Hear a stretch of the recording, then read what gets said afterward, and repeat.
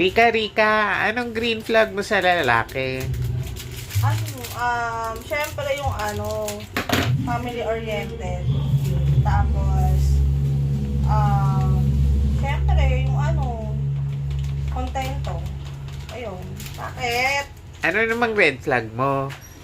Eh di, syempre, yung walang, emotional intelligence. Tapos, siya, mahilig pang mag-add and follow ng mga babae. Tara. Syempre. Lastly, anong favorite mo ulam? Siguro yung creamy mushroom beef ng Beast Food Pack. Masarap. Masarap siya, malinamnam, di kinulang sa ingredients. Kaya alam mo, try nyo, no? Masarap talaga siya. Oh. Nads.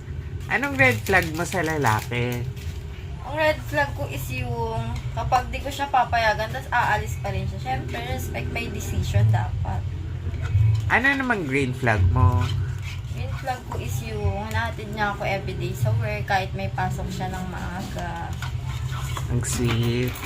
Ano namang favorite mong ulam? Ayan, by the way, sa favorite kong ulam, nagustuhan ko yung kare-kare. Favorite ko talaga siya. Only for Beast Food Pack. Kaya bili na kayo.